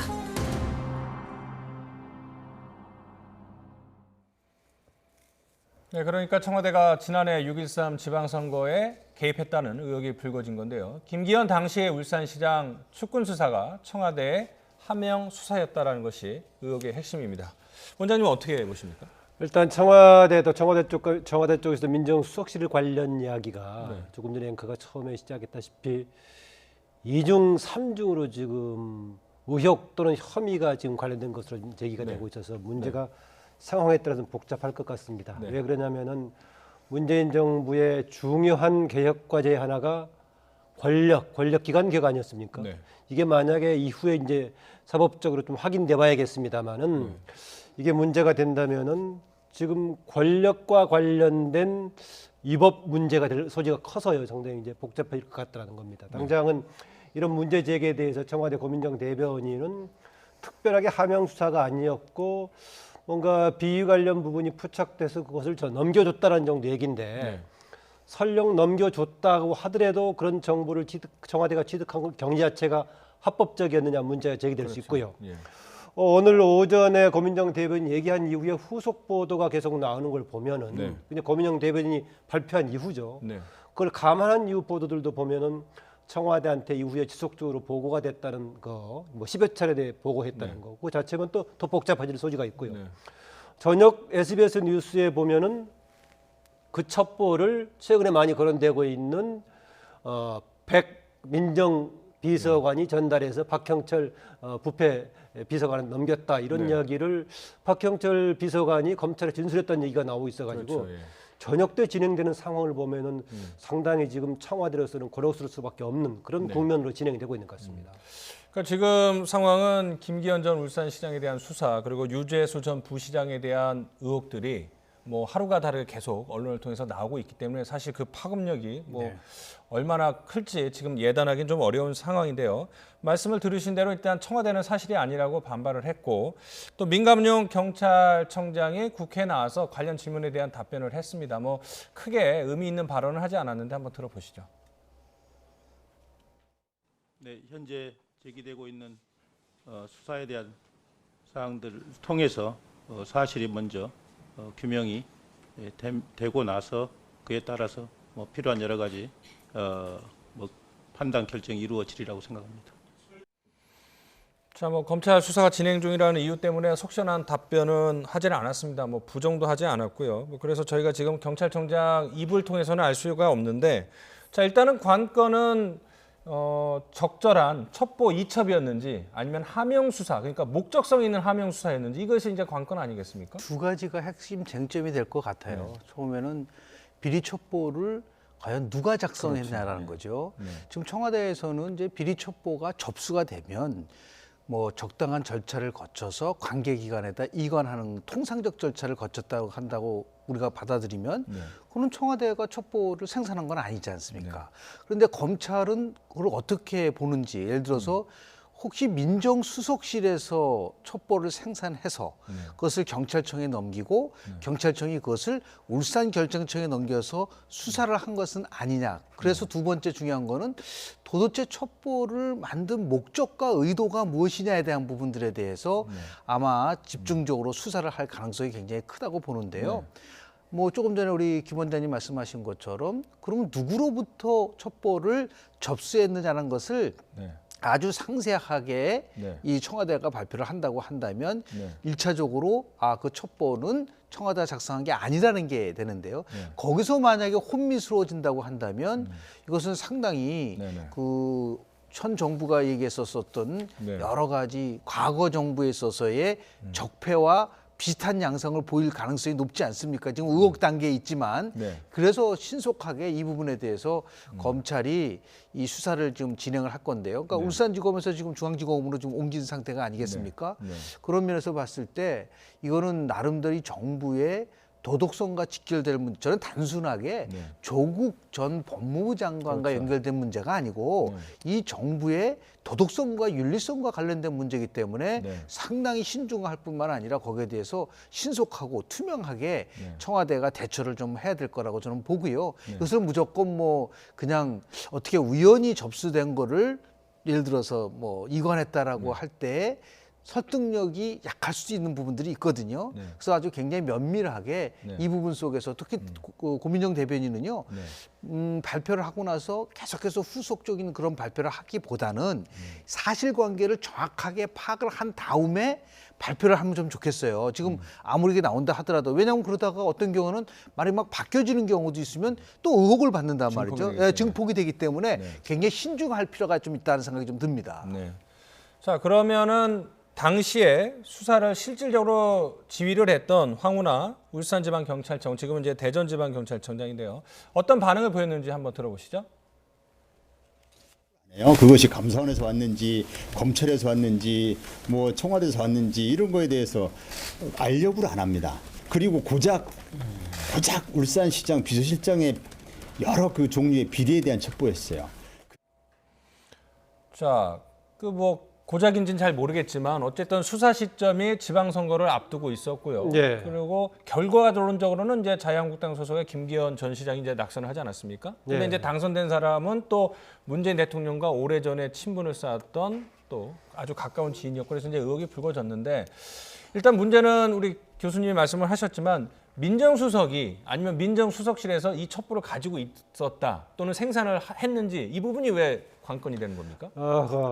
이게 지금 이제 처음에는 수사 대상이 김기현 당시 현직 울산시장이었죠. 당시에는 그리고 다시 재선에 도전하는 그 무렵이었는데 시장 비서실장 등이 토착 비리 관련해서 수사를 받고 있었습니다. 이제 그런데 그게 김기현 시장하고 좀 밀접한 관련 있는 것을 확대될 소지를 보였던 거 아니겠습니까? 기억하겠습니다만은 당시 국면에서 자유한국당은 지금 표적 수사로 선거에 개입하는 것이다 하고 엄청 반발했습니다. 그래서 당연히 경찰의 입장에서는 주변에 발견된 비리 문제를 수사할 수밖에 없는 거다 이렇게 나왔던 거죠. 그러다가 이번에 추가로 밝혀진 건데요. 김기현 전 시장 측에서는 이미 지금 황운하 청장을 역시 이제 권력 남용으로 지금 이제 고발해 놓은 상태이기 때문에 이건 수사가 진행이 될 거고요. 그런데 문제는 이 파악이 될 건데, 검찰발로 오늘 오후에 추가 보도가 되는 거 보면은 이 부분 관련도 일정하게 좀 수사가 진행된 것처럼 얘기를 하고 있습니다. 과연 왜 추가로 이렇게 다시 김기현 당시 시장 부분까지 조사가 됐을까? 만약에 청와대가 주도적으로 만약에 첩보를 파악하고 작성했다라고 한다면은 청와대의 특히 민정의 첩보 수집 대상이 아니라는 거죠. 청와대가 공직자들을 대상으로 특히 민정비서관, 지금 아까 제가 얘기했던 당시에 백원호 민정비서관 현재 당에 들어가 있습니다만은 민정비서관은 공무원 관련된 부분 아니면은 대통령 주변 사람들 관련 부분 첩보를 할 수 있는데 선출직 공직자는 대상이 아니라는 것이죠. 그래서 첩보를 만약에 청와대가 했다면은 그 자체가 위법 소지가 있는 거고요. 또 하나는 선거를 앞두고 해서 이렇게 해서 문제가 확산이 됐는데 실질적으로는 지금 무죄를 받았던 거 아니겠습니까? 그러면 결국은 선거 전에 후보에 관한 뭔가 부정적인 이미지를 만들어서 선거에 개입했다는 문제까지 제기될 소지가 있어서 만약에 현재 검찰 측 발로 보도가 되는 내용대로 간다면은 상당히 문제가 더 커질 소지가 있고요. 이 내용들 아까 말씀하셨다시피 주변에서 더 이제 의혹을 확산시키는 것 중에 하나가 조국 민정수석이 나중에 당시 선거에서 당선이 됐던 송철호 시장의 또 후원회장을 했던 거 아니겠습니까? 또 문재인 대통령이 같은 변호사로서요, 상당히 거의 동지라고 할 정도로 선거를 앞두고 당시는 대통령이 아닐 때였으니 여러 가지 과정을 다른 토크 콘서트 같은 데서 축하해주고 이런 국면에서 사실하고 상관없이 민정수석하고 사적인 관계, 대통령하고 사적인 관계를 내세워서 의혹을 부풀릴 정도가 되기 때문에 오히려 청와대 쪽에서는 만약에 이것이 어느 쪽이든 간에 먼저 선제적으로 확실하게 좀 규명해 주는 것이 국정의 안정을 위해서 필요하지 않을까 그렇습니다. 일단 김기현 당시의 울산시장은 억울함을 호소를 했습니다. 경찰은 기소 의견으로 재판에 넘겨야 한다고 검찰에 넘겼지만 검찰에서는 이제 무혐의 처분이 됐습니다. 김기현 당시 시장, 전 시장이 오늘 국회에 와서 자신의 입장을 밝혔는데 들어보시죠. 황운하 씨의 무도하기 짝이 없는 범죄 행각의 배경에는 든든한 권력 실세가 몸통으로 있었던 것이 아닌가 하는 의혹에서 결코 자유로울 수 없습니다. 그러니까 권력 실세가 영향을 끼쳤거나 좌우했다라는 얘기인데 지금 원장님이 말씀하신 것처럼 조국 전 장관이 송 시장이 지지난 총선 때 그렇습니다. 출마를 했을 때 선거대책위원장 또 후원회장도 했었고 그리고 지금 대통령 이야기도 나오고 있고요. 그다음에 친노 핵심 실세들의 이야기도 나오고 있어서 상당히 이 권력형 게이트로 확산되는 거 아니냐 뭐 이런 얘기도 이제 조심스럽게 좀 나오고는 있습니다. 예, 그래서 아마 이제 검찰이 정말 권력의 눈치를 보지 않고 투명하게 수사를 하고 그리고 그 문제와 관련돼서 청와대도 협조할 것은 적극적으로 저는 협조해야 된다고 저는 봅니다. 그러니까 지금 뭐 일종의 의혹에 불과하기 때문에 뭐 조국 전 장관의 개인적인 것 때문에 그렇다고 지금 단정 지을 수는 없지 않습니까? 그런데 조금 전에 우리 김 원장님 말씀하신 것처럼 중요한 포인트는 뭐냐면 감찰 대상이 아니었는데 왜 청와대가 그 부분 속에서 포함시켰느냐가 아마 최고의 쟁점이 될 것 같은 가능성이 큽니다. 선출직인데 왜 임명직도 아니고 선출직인데 그러냐라는 부분들이 있는 거고요. 또 하나는 뭐냐면 이게 단순한 그 지금 얘기하는 사건 말고도 유재수 전 부산부시장, 경제부시장 사건도 또 민정에서 일어난 거지 않습니까? 이러다 보니까 자꾸만 의혹이 증폭되는 거예요. 그 도대체 민정수석실이 조국 전 장관이 민정수석 당시에 상당히 많은 부분 속에서 의혹이 나오게 된다고 한다면 이것은 그동안 이 정부가 얘기했었던 적폐청산이라든지 또는 예를 들어 사법개혁이라든지 이런 거가 굉장히 동력을 잃을 가능성이 큽니다. 그래서 더 나가서 이제 또 어떤 것까지 연결이 되냐면 그러면 그렇게 민정수석실에서 저런 일이 벌어질 때 어떻게 그것을 견제할 수 있느냐. 그래서 2014년 6월 달에 특별감찰관 제도라는 것이 실은 만들어졌습니다. 그런데 그것이 2016년 9월 달에 이석수 검찰관이 물러난 다음에 3년 동안 임명이 되지 않았어요. 그러다 보니까 민정수석실을 견제하는 장치가 없기 때문에 이런 의혹들이 자꾸만 나오는 것이 아니냐라고 하는 것도 문제제기가 있을 수가 있는 부분들도 있고요. 가장 큰 거는 여하튼 간에 이거는 잘못하면은 권력이 선거에 개입됐다라고 하는 국정원 댓글 조작 사건이 선거 개입 때는 엄청나게 전 정부에 대한 비난과 더불어서 그것 때문에 결국은 몰락하는 과정을 거쳤기 때문에 이것은 유야무야 넘어갈 수는 없을 거라고 봅니다. 정말 아주 명쾌하고 그리고 한 점 의혹도 없이 이 문제를 풀어나가야 되는데 만약에 그렇게 되지 못할 경우는 자칫 잘못하면 이 사건 같은 경우는 국정조사로 갈 가능성도 있기 때문에 검찰이 이 부분에 대해서는 정말 모든 것을 걸고 특히 권력과 관련된 문제이기 때문에요. 네. 수사를 좀 해야 되지 않을까라는 생각을 좀 하게 됩니다. 조국 전 장관이 당시에 민정수석이었기 때문에 당연히 관련성을 이제 수사의 대상이 되긴 하지만은 현 상황에 직접적인 관련이 있는 건 아니지 않습니까? 그래서 과거에 후원회장을 했다든가 적극적으로 지지를 했다든가 또 문재인 대통령이 대통령 되기 전에 송철호 의원과의 같은 변호사로서 적극적인 활동을 했다든가 이런 것은 관련성은 있지만은 이게 무슨 그런 후원 속에서 이루어졌다는 것은 억측 아니겠습니까? 현재로서는요. 그렇죠. 그런 상황이기 때문에 저는 이 문제가 근거가 없이 권력형 비리로 계속 확산되는 거 오히려 그렇게 의혹이 확산되지 않도록 저는 이 부분은 적어도 쟁점별로 청와대에서 깔끔하게 정리해 줬으면 그렇습니다. 그 측면에서는 아까 고민정 대변인이 막연하게 그냥 왔던 것을 이첩해줬을 뿐이다라고 하는 정도가 아니라 의혹의 거리가 되는 부분에 대해 정확하게 가지를 쳐주면서 정리해 주는 것도 필요하지 않을까 그런 생각이 듭니다. 그러니까 지금 조국 전 장관이 세 곳에서 이름이 나오고 있는데요. 본인 가족과 관련된 거죠. 이른바 조국 사태에 관련해서요. 그리고 김기현 울산시장 관련한 사건에서 민정수석실이 하명 수사를 했는지 입첩을 했는지 뭐 그거는 의견이 갈릴 수 있겠지만 어쨌든 그 첩보를 갖고 있던 곳이 민정수석실이었기 때문에 당연히 당시 조국 민정수석이 몰랐을 리는 없을 것 같고요. 마지막으로 유재수 전 부시장에 대한 감찰을 하다가 중간에 중단을 했는데 이건 역시 또 감찰의 최고 보고 대상자는 조국 당시 민정수석 아니었겠습니까? 지금 뭐 이렇게 계층상으로 보면은 그렇습니다. 감찰 반원이 있고 그 외에 이인걸 감찰 단장이 있고요. 또 그 바로 위에는 박형철 비서관이 있고 그리고 그 위가 이제 조국 민정수석이니까 계통을 밟아 올라갔다고 한다면 분명하게 조국 전 민정수석이 인지했을 가능성이 크고요. 또 실제로 국회 운영위원회에 나와서 당시에 조국 민정수석이 얘기를 했어요.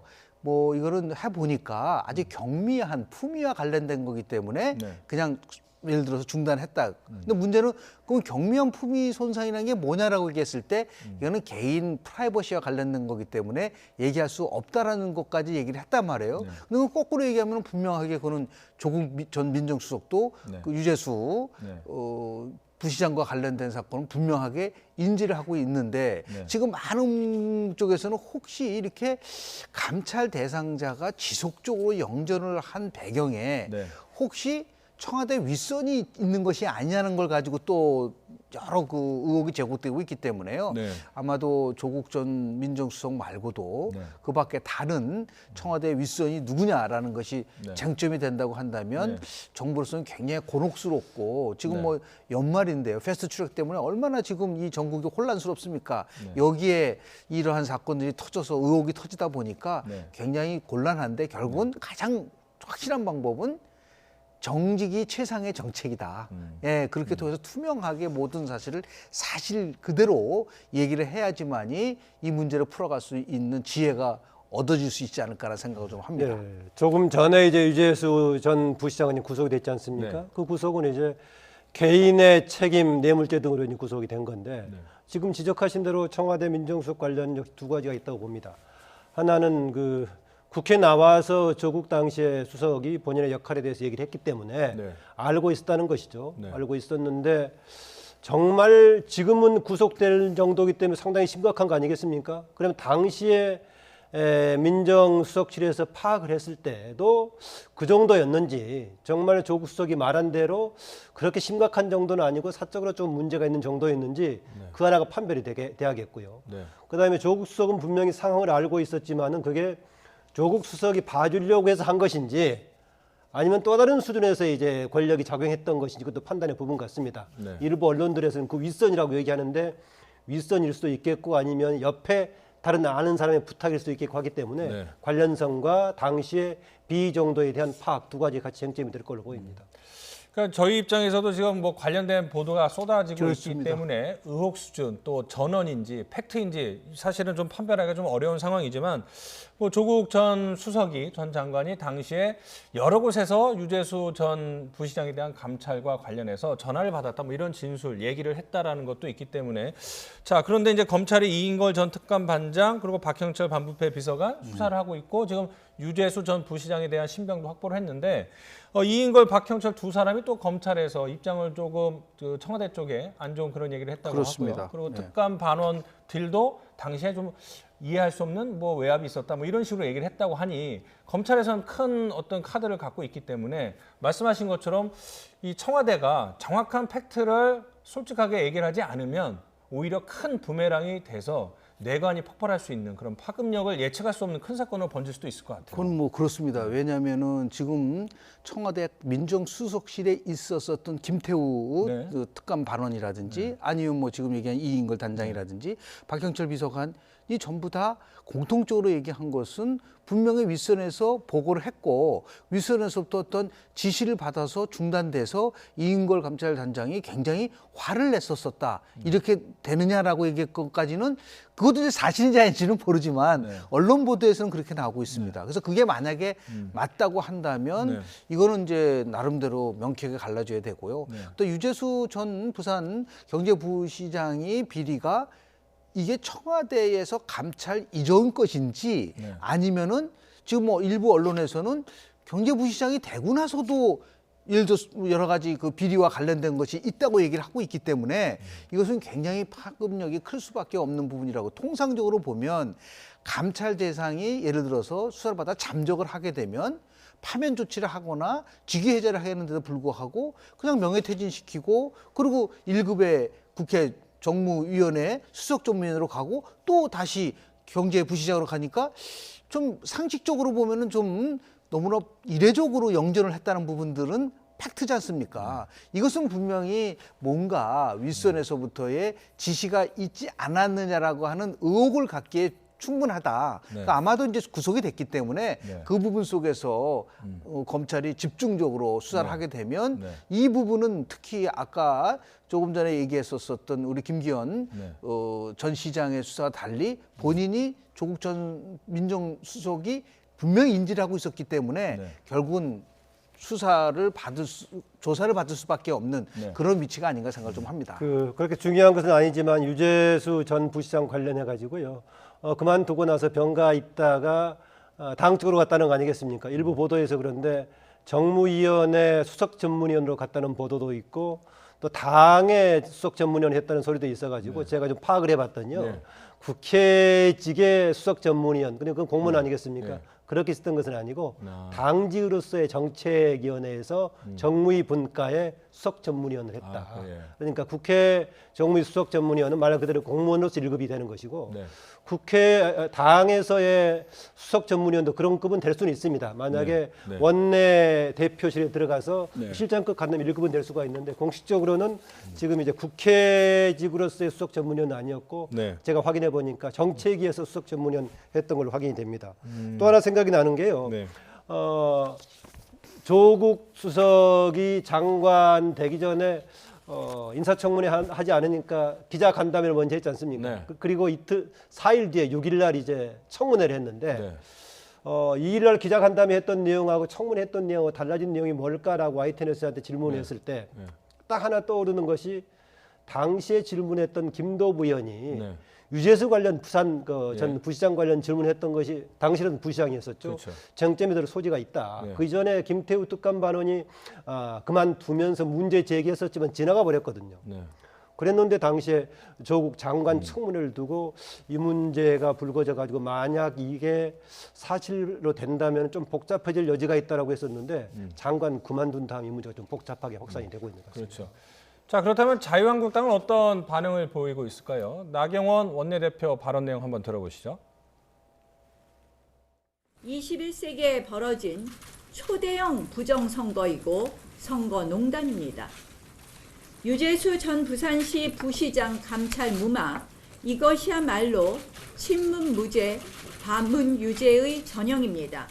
유재수 전 부시장 감찰 무마와 황운하 관건 선거, 모두 조국 장관이 민정수석 재직 시에 있었던 일입니다. 조국 전 장관이 바로 또 이 모든 권력형 범죄의 키맨인 것입니다. 자, 그런데 이제 조국 전 장관 관련해서 3가지 수사가 있다고 했는데 그 가족 관련해서는 수사가 많이 진척이 됐고요. 부인까지 이제 구속이 됐죠. 그리고 김기현 전 시장 관련한 그 하명 수사 의혹과 관련해서는 당시 수사를 맡았던 울산지검 수사팀을 서울로 불러서 당시 상황을 듣고 정보들을 교환을 했다고 그래요.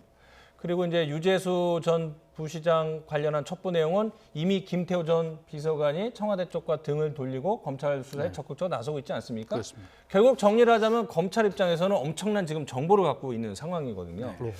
그러니까 뭐 검찰한테는 사실 뭐 유리한 아니면 정보가 많은 상황에서 그렇다면 지금 뭐 정권 특히 저 자유한국당에서는 뭐 국정조사나 이런 걸 요구를 하고 있는데 지금 어떤 요구를 할 가능성도 있는데 어떤 식으로 일단 믿고 검찰 수사를 지켜보는 게 낫나요? 아니면 정치권이 개입을 해서 좀 살펴보는 게 좋을까요? 일단 뭐 자유한국당의 입장에서 봤을 때는 그동안 윤석열 검찰총장이 보인 여러 가지의 행위로 본다고 한다면 검찰 수사를 먼저 지켜볼 가능성이 굉장히 큽니다. 그리고 윤 총장이 결국은 잘못한 사람에 대해서는 명쾌하게 수사를 해서 거기에 처벌을 해야 된다라는 소신이 있는 것 같아요.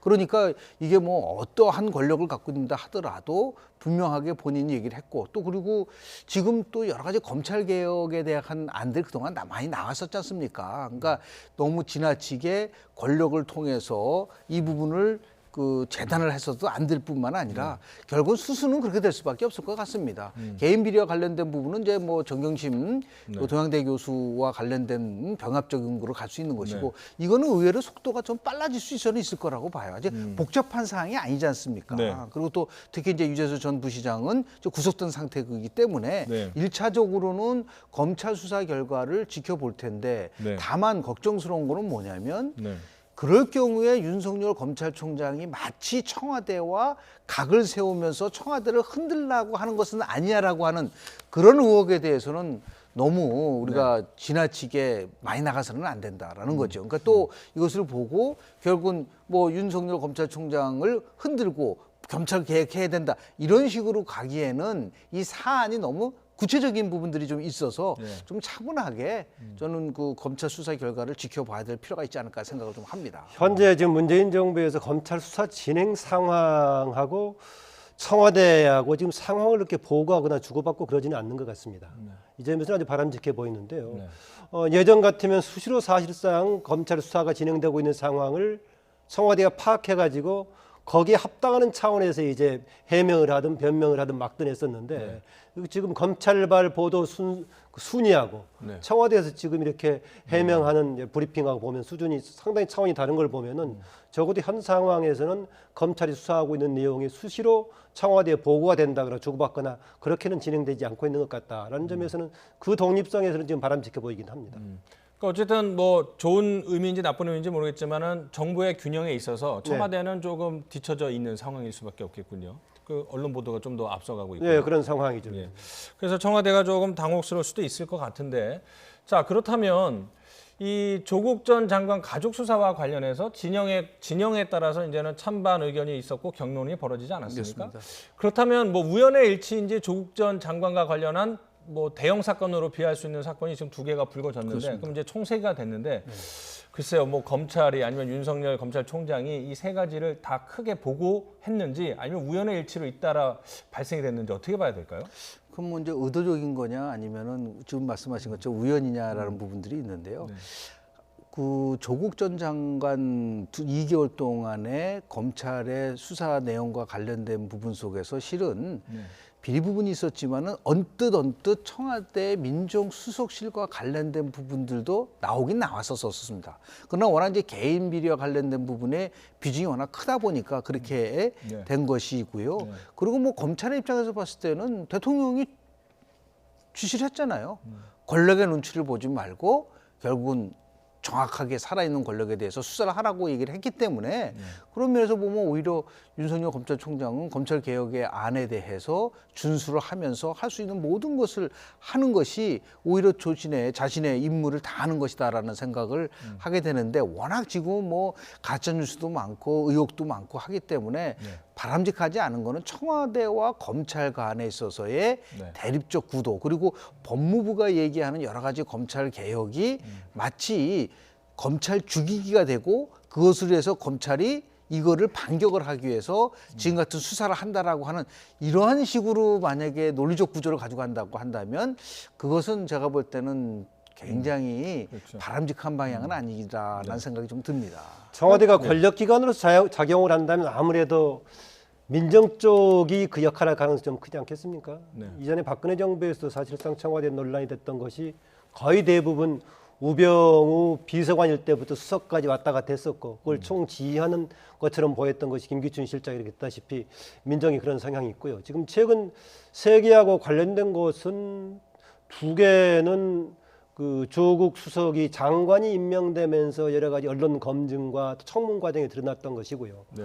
또 하나 지금 김기현 의원 관련된 지금 이 청와대에서 혹시 하명 수사 아니냐라는 의혹과 혐의 관련 부분은 당시 선거 부분에 제기됐다가 계속 수사는 진행이 되고 있었습니다만 그렇죠. 잠잠했다가 네. 지금 검찰에서 다른 좀 확산된 여러 가지 정보를 가지고 이제 사실 언론 보도가 되면서 되고 있어가지고 갑자기 조국 수석을 향해서 집중적으로 겨냥한다 조금 이렇게 보기는 어려울 것 같습니다. 또 이후에 조국 전 장관이 직접적인 책임은 없더라도 어쨌든 간에 사안들이 전부 다 민정수석실에 산하 있는 문제들이기 때문에 네.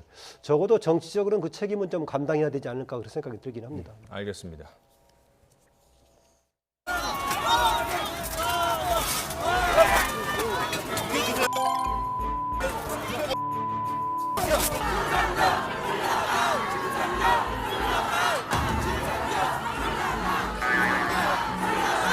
형제복지원 피해자들은 전기도 없이 21일째 단식을 하고 있습니다. 제1야당 대표라고 해서 법을 무시한 황제 단식이 허용돼서는 안 됩니다. 비판도 제가 선이 있다. 지켜야 될 선이 있다. 비판은 하되 조롱하고 폄하해서는 안 된다. 단식으로 고정하고 계시기 때문에 찾아뵙는 게 도리라고 생각해서 왔습니다. 정치보다 사람이 먼저입니다.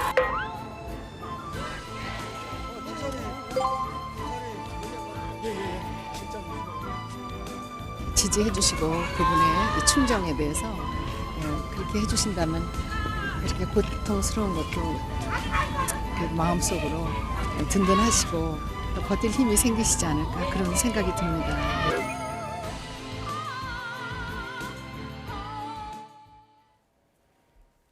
네, 보신 것처럼 황교안 자유한국당 대표의 단식 투쟁에 대해서 뭐 비판이나 조롱도 있었고 실효성에 대해서도 의문이 있었지만 지금 많은 관심이 어쨌든 이 청와대 앞으로 향하고 있습니다. 그리고 황교안 대표에게 향하고 있는데 이런 상황에서 저희가 황교안 대표 이야기를 하기 전에 먼저 YTN이 몇 시간 전에 단독 취재를 해서 보도한 내용부터 언급을 안 할 수가 없습니다. 자, 나경원 원내대표가 미국 측에 내년 총선이 열리기 전까지는 북미 회담을 자제해달라. 이런 이야기를 했다고 해요. 거기에 대해서 어떻게 국익이 먼저냐, 선거 승리가 먼저냐 이런 비판들이 나오고 논란들이 되고 있는데 어떻게 보십니까? 일단 지난 지방선거 때 당시 자유한국당이 그야말로 아주 완패를 당했잖아요. 네. 근데 그래서 자유한국당은 그 원인을 북미 정상회담으로 보고 있는 것 같습니다. 2차 북미 정상회담. 근데 실은 북미 정상회담이 어느 정도 선거에 영향을 미쳤냐는 굉장히 심층적이고 체계적 분석이 있어야 되는 것이죠. 그러니까 계량하기 힘든 부분들이 있는데 그런데 이제 예를 들어서 패배한 정당 입장에서 봤을 때는 뭔가 원인을 찾고 그것을 이제 북미 정상회담으로 본 부분이 있는 것이죠. 그런데 기억이 나시지만 2000년도 6.15 남북 정상회담이 최초로 김대중 대통령하고 김정일 위원장하고 있었잖아요. 그런데 실은 그거는 별로 효과가 없었다는 게 여러 그 선거 이후의 조사에서 나왔거든요. 선거에 영향을 별로 미치지 않았다. 그러니까 그 말은 뭐냐면 경제 문제라든지 아니면 더 나아가서 각 정당이 처해 있는 환경이라든지 이런 것들이 훨씬 더 영향을 많이 미칠 수 있는 그렇다라는 그 분석 결과도 있어요. 그래서 무조건 북미 정상회담이 이루어지면은 자유한국당이 불리하기 때문에 이것을 하지 말라고 얘기했을 때는 이게 이제 공감대를 여기가 오를 수도 있는 거죠. 오히려 거꾸로 자유한국당이 훨씬 강도 높은 쇄신도 하고 혁신도 하고 변화도 하고 그런 것을 얘기를 하는 과정 속에서 자연스럽게 과거에 우리 북풍 얘기도 많이 나오지 않았었습니까? 이 북미 정상회담이 가져올 수 있는 이러한 나름대로의 보이지 않는 효과라는 것에 대한 것을 얘기를 하는 것은 저는 있을 수 있다고 봅니다. 정당이라는 거는 선거를 통해서 승리하는 게 목적이니까. 그런데 모든 것이 다 이 북미 정상회담에 의해서 좌지우지된다라고 할 경우에는 그게 그렇게 크게 설득력이 적기 때문에 오히려 총선은요. 네. 현 정부가 잘했느냐 못했느냐, 현 정부의 경제라든지 안보라든지 외교라든지 이런 것 쪽에 그러한 것을 중심으로서 유권자는 투표를 하는데 더 중요한 것은 야당은 비판만 해가지고는 편 얻기가 어려워요. 그러니까 자신들의 구체적인 대안을, 그러니까 뭐 황교안 대표는 뭐 민부론도 얘기하고 민평론도 얘기하고 그러지 않습니까? 그러니까 자신들이 국민들에게 설득할 수 있는 최상의 정책을 내놓고 그리고 나서 이 북미 문제와 관련돼서도 얘기를 한다면 이게 균형이 좀 맞춰지지 않을까 생각을 좀 합니다. 지금 아까 이종구 앵커가 국익이 우선이냐 아니면 선거 승리가 우선이냐라고 했었는데 가장 이상적인 것은 국익에도 도움이 되고 선거에도 도움이 되고 해야 되는 거 아니겠습니까? 저는 반대로 지금 둘 다 도움이 안 되는 발언이었다. 뭐 지금 이제 상황에 따라서는 지금 남북 관계가 잘 되는 것이 국가에 도움이 되는 것인데요. 이런 발언을 했으면 그러면은 좀 먹혀 들어가 가지고 당내 단합이라든가 아니면 국민 여론이라든가 미국의 입장에 봤을 때 한국당이 4월 총선 치르는데 도움이 될 것이나 당장 지금 역효과가 얼마나 나온 겁니까? 그 점으로 봤을 때는 지금 둘 다 잘못된 행동을 했다라고 봐집니다. 선거 승리에도 도움이 안 되고 국익에 도움되지 않은 쪽이에요. 다만 한국당 진영에서는 이런 걱정을 하는 사람들은 있습니다. 최근 진행되는 과정 보면 한참 4.17 판문점 선언이라든가 이후에 6.12 싱가포르 선언, 북미 회담 등 성과에 비추어 봤을 때 지금 과연 진전된 게 뭐냐라는 회의론도 등장하고 있다. 그렇지만은 혹시 또 최근에 김정은 상당히 우리 측에 공격적인 태도를 보이고 있지만은 선거를 앞두고 뭔가 뒷거리 해가지고 이벤트를 벌일지 모른다는 한국당 일부에 이런 것은 있습니다. 저는 이 문제가 벌어졌을 때는 상황에 따라서 비판적으로 국민 여론 앞에 두고 이렇게 서로 싸우면 되는 것이지 이걸 가지고 미국에 관련된 사람들한테 부탁한다는 얘기가 될 것인가? 상식적으로 들어보십시오. 비건한테 이런 얘기 한다고 북미 회담을 안 하겠습니까? 그래서 왜 이런 판단하는지 최근에 그 황교안 대표 상당히 어려운 상황까지 가고 있어서 처음에 나왔을 때는 굉장히 비판적인 지적들이 많았죠. 과연 이게 효과를 거둘 수 있을 것인지 본인의 리더십의 위기를 이 방향으로 틀려고 한다든지 비판이 많았는데 하도 뭐 힘든 상황이 되다 보니까 어느 정도 언정심도 등장하고 있고 이런 국면에서 나경원 원내대표가 이런 엉뚱한 발언해가지고 국민의 아주 지금 한국당한테는 손실을 드는 발언하고 있습니다. 본인은 내용이 그거 아니었다 뭐 다른 해명하기도 하는데 어떤 해명인지 분명해 보이진 않습니다. 자, 이제 정치부에서 지금 이제 속보가 하나 올라올 텐데요. 자유한국당 황교안 대표가 오늘 단식 8일째인데 구급차를 타고 병원으로 이송이 됐다고 하고 있습니다. 예, 지금 속보가 올라오고 있는데요. 구급차에 실려서 이제 병원으로 이송이 됐다고 하는데 의식이 지금 없다고 합니다. 예. 지금 보니까는 뭐 여러 비판 때문인지 청와대 앞에서 몽골 텐트를 쳤다라는 비판도 있었는데 그런 비판 때문인지 뭐 영하권까지 수온주가 떨어지고 있는 상황에서 뭐 난로도 피우지 않고 또 고령이고 뭐 소금 보통 이제 단식을 하면 소금도 조금은 먹긴 하는데 소금도 먹지 않고 그러다 보니까 여러 가지 건강이 기존의 다른 정치인 단식 투쟁에 비해서는 조금 빨리 악화된 것이 아닌가 그런 생각이 드는데요. 예, 속보 자막 지금 나가는 거 보시면 자 황교안 대표 구급차에 실려서 병원으로 긴급 후송이 됐다는 그런 속보가 지금 정치부에서 올라왔습니다.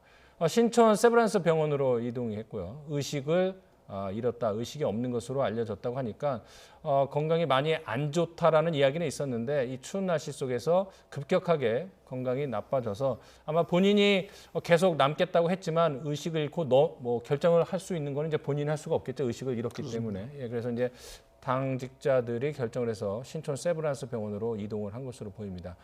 뭐 황교안 대표 단식 투쟁에 대해서 뭐 찬반 의견은 있을 수 있겠지만 어쨌든 뭐 건강이 좀 걱정은 되는 상황입니다. 예.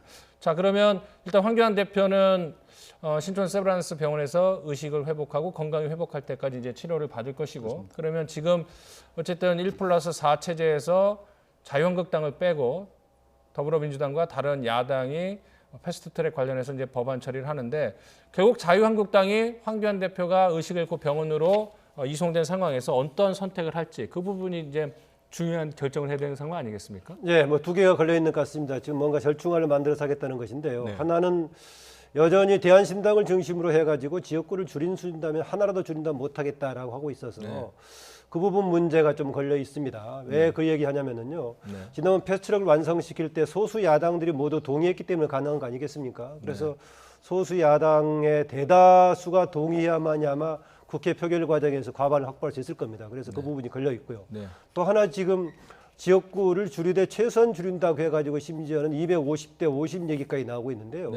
그렇게 간다면은 이른바 연동형, 준연동형 비례대표의 의미가 전혀 없어가지고 지금 민주당 쪽에서는 타협의 하나의 대안으로 얘기하고 있지만 저는 현실성이 없는 대안이라고 봐서 과연 해법을 만들어낼 수 있을지 굉장히 쉽지 않아 보입니다. 마지막 저는 오히려 충돌 지점은 의원 정수 확대 부분을 가지고 이제 뭔가 좀 절충점이라든가 가부 여부가 결정되지 않을까 좀 그런 생각을 합니다. 의원 확대는 거의 불가능합니다. 어떤 게 두 가지 의원 정수를 확대한다라는 거는 국민들이 뭐 굉장히 반대를 하기 때문에 결국은 연동형이냐 병립형이냐라는 축이 하나 있고요.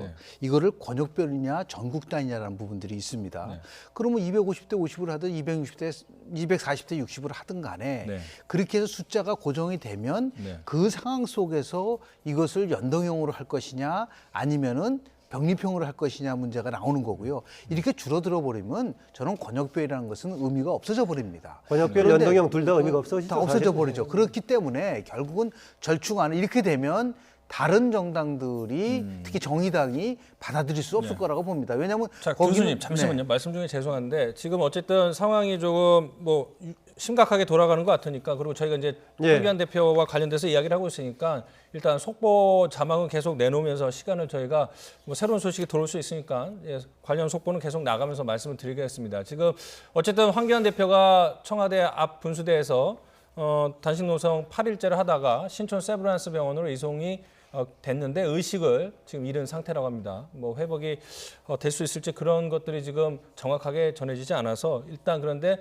현장에서 전해온 이야기로는 조금 뭐 이렇게 심각한 상황이라 하는데 뭐 그것이 어떤 그런 뜻은 아니고 일단은 의식이 없다. 그래서 당직자들이 많이 걱정을 하고 있다. 이런 이야기니까 뭐 저희가 지금 현장에서 들어오는 속보만 일단은 전해드리고 있습니다. 그래서 일단 뭐 계속 속보는 내보내면서 새로운 소식이 오면 간간히 전해드리도록 하고요. 그래서 선거법 이야기는 계속 교수님이랑 한번 해보도록 하겠습니다. 그래서 지금 교수님이 말씀하시는 거는 지역구를 줄이는 거는 해당 의원들, 여당 의원들조차도 반대를 하고 있기 때문에 지역구 줄이는 건 쉽지 않고 그러려면 비례대표 의원을 늘리려면 국회의원 정수를 늘려야 되는데 그럼 국민 정서상 안 될 것이고 그렇습니다. 그러면 결국은 어떤 선택이 가능한 겁니까? 그래서 여당 일부에서 나오는 240대 60이면은 기존에 13석이 줍니다. 아니면 250대 50이면은 뭐 3석밖에 안 주는 거잖아요. 그럴 경우에는 뭐 기존 방식대로 가도 크게 문제가 될 수는 없을 거라고 보는데 그래도 비례대표를 늘려야 된다라는 부분 속에서 가져간다고 한다면 그것을 아마 최종적으로는 260대 우리가 240대 60이면서 이것을 50% 연동형으로 하면서 권역별을 하지 않는 방식 그것이 최종적으로 아마 여당이 제시할 수 있는 마지노선이지 않을까. 그리고 그것을 이제 과연 야당이 받아들일 것이냐 안 받아들일 것이냐에 대한 그러한 고민을 할 수밖에 없는 입장이라고 저는 봅니다. 그러니까 아까 말씀드렸다시피 이제 비례 규모가 워낙 작아지면 지금 5, 60개밖에 안 된다면은 권역별이든 연동형이든 작동하기가 쉽지 않다. 그러면은 지금 해온 것처럼 병립형에다가 비례만 늘리는 꼴이 되는데 사실 그 방식의 지금 비례 늘리는 것에 대해서는 국민적으로 동조하지 않거든요. 비례를 늘렸던 명분이 연동형을 하기 때문에 늘리는 거였는데 그게 작동이 안 된다면 어려워지고요. 또 하나 저는 이런 주문을 하고 싶습니다. 정수 늘리는 것 관련해 가지고 정의당 심상정 대표 등이 항상 해왔던 주장이 뭐냐. 국회의원들의 세비 등을 감축해 가지고 전체 총량 그대로 유지하도록 하자라는 것인데 저는요. 이것을 정수를 늘리는 조건으로 할 일이 아니라 먼저 세비를 감축한 이후에 국민들이 호응한다면은 정수 늘리는 방향을 생각하자라는 겁니다. 그래서 정수를 늘리는 조건으로 세비를 절반으로 줄인다는 것만 하는 것이 아니라 그 상관없이 무조건적으로 국회의원들의 세비를 줄이는 것을 먼저 선행적으로 해본다면은 혹시 이후에라도 정수 늘리자는데 좀 설득력 있지 않을까 그런 생각을 합니다. 자, 속보 다시 한번 이제 정리를 해드리도록 하겠습니다.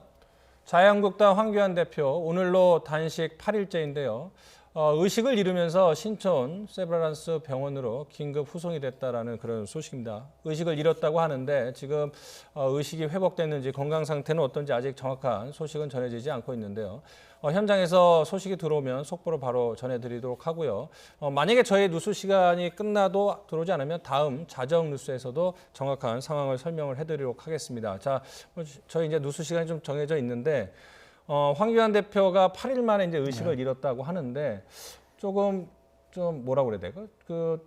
너무 확고한 아니면은 단식 투쟁 방식을 너무 강하게 나간 것에 대한 우려는 기존에도 있었는데 왜 그렇게 본인의 좀 건강도 생각을 했으면 좋았을 텐데 이런 그거는 생각도 이제 황교안 대표는 절박한 선택이었어요. 왜냐하면 이게 연동형 비례대표제가 채택이 되면 일단 보수 대통합은 완전히 사라집니다. 그리고 내년도 총선에서는 자유한국당의 의석수가 상당히 줄어들 수밖에 없으면 향후에 황교안의 미래는 없다라고 생각을 하니까 이것을 막을 수 있는 유일한 방법은 이제는 단식밖에 없었다. 그래서 누차 강조를 하지만 다른 거는 몰라도 선거법은 어떻든 간에 여야가 합의를 통해서 창출하는 것이 가장 좋고 그것을 풀 수 있는 힘은 저는 대통령의 정치력이라고 봅니다. 이제 여야 원내대표를 청와대로 이제 뭐 우리 정상회담도 이제 끝났잖아. 특별히도 끝났으니까 이 문제에 대해서 정말 야당 당표가 저렇게 의식을 끌었다고 한다면 이거를 국회 문제가 아니에요. 정치의 문제이기 때문에 정치를 풀기 위해서도 대통령의 고민이 좀 깊어져야 되지 않을까라는 생각을 좀 합니다. 알겠습니다.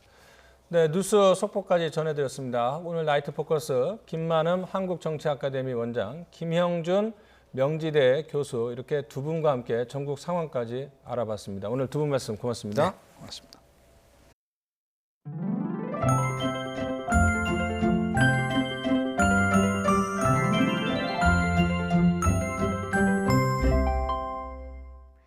가을의 끝자락에서 볼에 닿는 공기가 다시 차가워졌습니다. 이대로 겨울이 오는 건가 싶은데요. 내일 아침도 중부 내륙 곳곳으로는 영하권 추위가 나타나겠고 낮 기온도 서울과 파주가 9도 등으로 종일 쌀쌀하게 느껴지겠습니다. 큰 일교차에 대비해서 따뜻한 옷차림을 해주시는 게 좋겠고요. 내일 내륙은 가끔 구름만 지나겠지만 동해안에는 비나 눈이 내리겠습니다. 영동 지방에는 최고 60mm의 많은 비가 오겠고요. 기온이 낮은 강원 산간에는 최고 30cm의 폭설이 쏟아지겠습니다. 그 밖에 강원 영동과 경북 북동 산간에도 최고 10cm가 넘는 많은 눈이 내리겠습니다.